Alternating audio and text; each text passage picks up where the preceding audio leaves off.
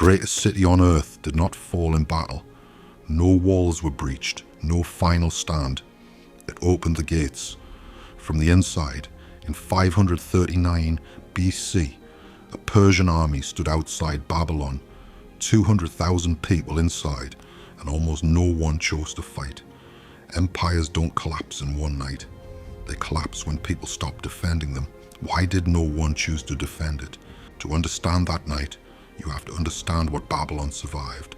In 689 BC, the Assyrian king Sennacherib destroyed Babylon, not conquered, destroyed. Walls torn down, temples burned, water was driven across parts of the ruins. He attempted to erase it. Babylon answered with silence. For years, nothing. And then it came back, stone by stone, wall by wall, as if nothing had happened. Babylon didn't die. It learned something dangerous, that it could survive anything. It was wrong. Then came Nebuchadnezzar II, the man who made Babylon legendary. The Ishtar Gate, the great walls, the towers rising over the plains, an empire stretching across the region. He ruled for over 40 years. The early years of his reign are well documented. The later decades are far less clear. The record thins out. Details become harder to trace. The man who built everything leaves behind questions.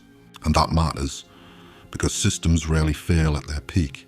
They weaken gradually, often before anyone recognizes it. The last king of Babylon was Nabonidus, and he didn't lose Babylon in a battle. He lost something more difficult to measure: trust. In Babylon, the priests of Marduk were not only religious figures, they were closely tied to land, wealth, and economic life.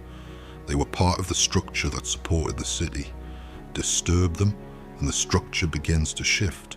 Nabonidus disturbed that balance. He elevated another god, changed established traditions, disrupted practices people relied on. The priesthood opposed him. Economic confidence began to weaken. Public trust began to erode. And then he left the capital.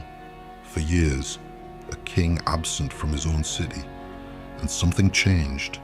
People began to lose confidence in the system that governed them.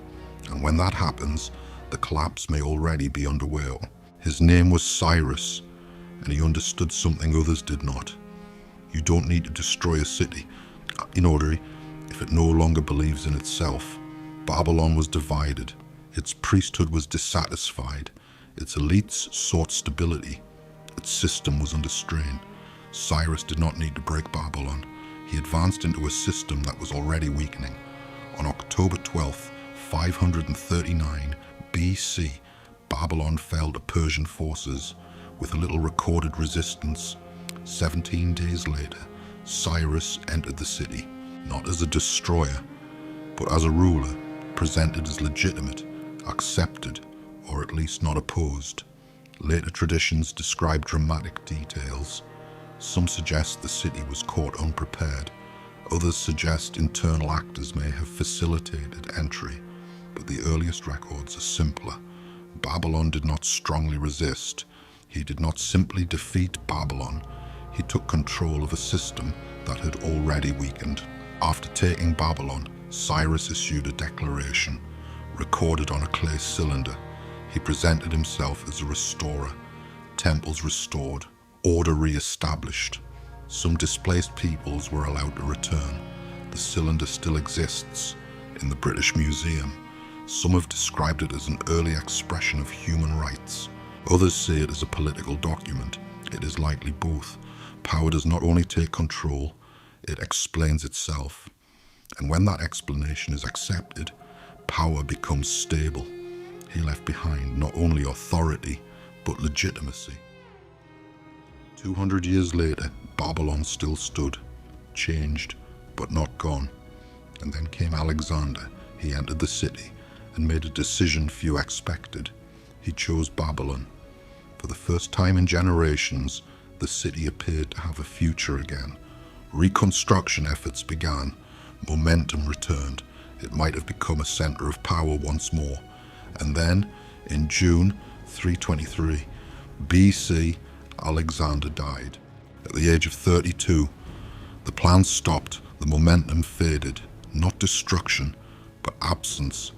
No one replaced the vision, no one sustained it, and without direction, cities don't collapse, they drift. After Alexander, a new centre emerged, Seleucia, better positioned for trade, more practical, more efficient, and people made a decision. They left because there were better opportunities and fewer reasons to stay. One family, then another. Trade shifted, work shifted, life shifted, and Babylon remained behind. The walls were dismantled, brick by brick, not by enemies, but by those who once lived within them. Babylon was not destroyed, it became less necessary. Today, boys, Babylon is a ruin, fragments of something that once shaped the world. It survived war, it survived conquest, it survived foreign rule, but it did not survive losing the reasons for people to remain. Cities do not fall only when walls break. It became less necessary. They fall when people no longer believe they're worth defending, not in a single moment, not in a single war, but gradually, quietly, and often from within. And the question that remains is not only how Babylon fell, but how any system reaches the point where no one chooses to defend it.